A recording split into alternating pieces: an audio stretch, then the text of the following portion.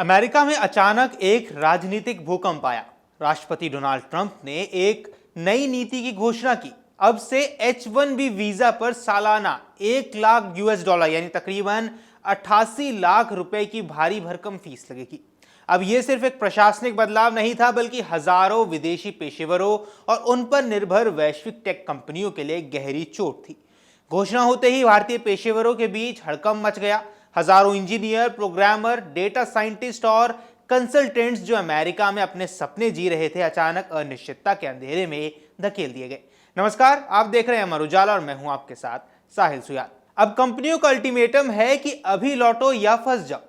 नीति का असर इतना त्वरित था कि बड़ी कंपनियों को अपने कर्मचारियों को अल्टीमेटम तक देना पड़ा। माइक्रोसॉफ्ट ने एक आंतरिक ईमेल भेजकर अपने कर्मचारियों को 24 घंटे की डेडलाइन दी है।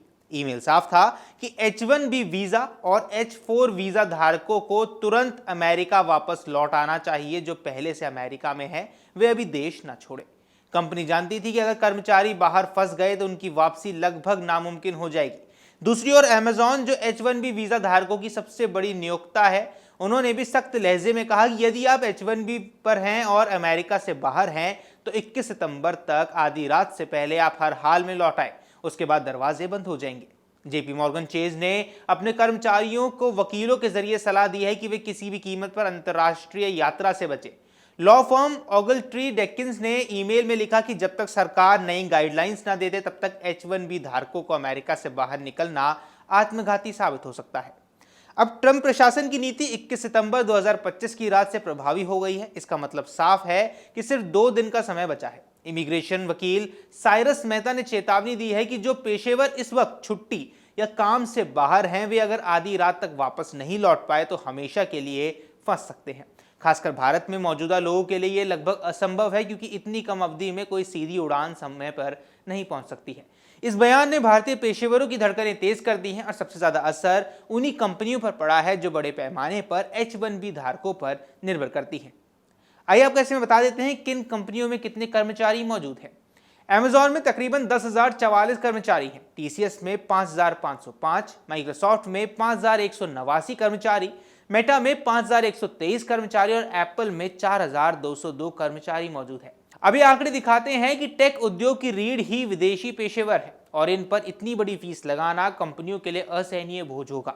इस फैसले का असर तुरंत शेयर बाजार में भी देखने को मिला, जहां भारतीय IT कंपनियों ने अमेरिकन डिपॉजिटरी रिसिप्ट यानी ADR धड़ाम हो गए। जहां इन्फोसिस में 4% की गिरावट, विप्रो में 2 से 4% की गिरावट और कॉग्निजेंट में लगभग 5% की गिरावट हुई है।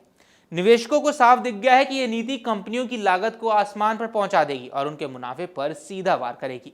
ट्रंप प्रशासन ने इस फैसले का बचाव करते हुए कहा कि यह कदम H1B कार्यक्रम के दुरुपयोग को रोकने के लिए है। वहीं वाणिज्य सचिव हावर्ड लुटनिक के बयान दिया कि कंपनियों को तय करना होगा कि क्या वे विदेशी कर्मचारी सालाना 1 लाख US का बोझ उठाने लायक है या फिर उस नौकरी के लिए किसी अमेरिका को रखना बेहतर होगा।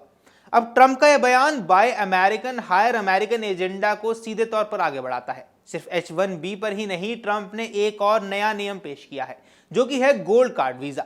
इसमें अगर कोई विदेशी निवेशक या पेशेवर अमेरिकी सरकार को 1 मिलियन US देता है तो उसे स्थायी निवास यानी ग्रीन कार्ड यानी कि नागरिकता की ओर एक तेजी से रास्ता मिल सकता है। अब यह साफ संकेत था कि अमेरिका उच्च कौशल और मध्यम वर्गीय प्रवासियों के बजाय सिर्फ धनवान प्रवासियों को प्राथमिकता देगा। H1B वीजा धारकों में लगभग 70 से 72% भारतीय हैं, यानी ये नीति सबसे ज्यादा भारतीयों को ही प्रभावित करने वाली है। जिन लोगों ने सालों मेहनत करके अपनी जगह बनाई थी, वे अचानक असुरक्षा में आ गए हैं। परिवारों में तनाव फैल गया है। H4 वीजा पर आश्रित पत्नियां और बच्चे अब भविष्य को लेकर अनिश्चित हो गए हैं। कई लोग जिनका ग्रीन कार्ड प्रोसेस चल रहा था, अब सोच रहे हैं कि कहीं ये हमेशा अधर में ना चले जाए। ऐसे में सवाल उठता है कि आखिर भविष्य का परिदृश्य क्या होगा और अब आगे क्या होने वाला है। सबसे पहले तो कंपनियों का पलायन। टेक कंपनियां शायद अब अमेरिका से प्रोजेक्ट्स को बाहर ले जाने लगे। भारत, वियतनाम, पोलैंड, कनाडा जैसे देशों में आउटसोर्सिंग और ज्यादा तेज हो सकती है। विदेशी प्रतिभा का पलायन हो सकता है। उच्च कौशल पेशेवर अब कनाडा, ऑस्ट्रेलिया, यूरोप की ओर देखेंगे और वहां की सरकार पहले से ही प्रतिभाशाली इमिग्रेंट्स को आकर्षित करने के लिए बेहतर नीतियां बना रही है। अमेरिकी बाजार में टैलेंट गैप। अब अचानक इतनी प्रतिभा को बाहर करने से अमेरिका में स्किल गैप भी पैदा होगा। आर्टिफिशियल इंटेलिजेंस, क्लाउड कंप्यूटिंग और साइबर सिक्योरिटी जैसे क्षेत्रों में घरेलू प्रतिभा इतनी पर्याप्त नहीं है कि वहां मांग पूरी हो सके। लॉबिंग और कानूनी लड़ाई। अमेरिकी टेक दिग्गज कंपनियां निश्चित रूप से इस नीति को अदालत में चुनौती जरूर देंगी और तर्क होगा कि यह नीति न केवल अर्थव्यवस्था को नुकसान पहुंचाती है बल्कि इनोवेशन को भी मार देगी। फिर आता है भारतीय आईटी इंडस्ट्री का उभार। अब भारत में कंपनियां लौटे हुए पेशेवरों में बड़े पैमाने पर काम पर लगा सकती हैं। इससे भारतीय आईटी में एक नया उभार संभव है, लेकिन सवाल यह है कि क्या भारत इतनी तेजी से इतने बड़े पैमाने पर प्रतिभा को समायोजित कर पाएगा या नहीं। फिर आता है अमेरिकी राजनीति में बहस। अब यह नीति अमेरिकी राजनीति में चुनावी मुद्दा भी बन सकती है। डेमोक्रेट्स और लिबरल मीडिया पहले ही ट्रंप पर प्रवासियों के खिलाफ भेदभाव का आरोप लगाते रहे हैं। 2026 के चुनाव में भी यही मुद्दा मुख्य बहस हो सकती है। अब ट्रंप की H1B नीति सिर्फ एक इमिग्रेशन नियम नहीं है, ये वैश्विक प्रतिभा की राजनीति को बदलने वाला फैसला है। अमेरिका जो हमेशा टैलेंट माइग्रेट करता रहा है, अब धीरे धीरे अपने दरवाजे बंद करता जा रहा है। भारत और अन्य देशों को यह अवसर मिल रहा है कि वो लौटे और पेशेवरों का उपयोग करके अपने टेक उद्योग को और ज्यादा मजबूत करें।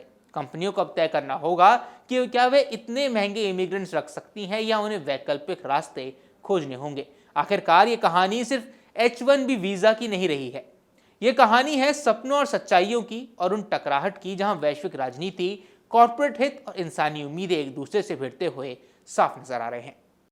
अगर आप ये वीडियो YouTube पर देख रहे हैं तो हमारे चैनल को सब्सक्राइब कर बेल आइकन दबाएं और Facebook पर देख रहे हैं तो हमारे पेज को लाइक करें।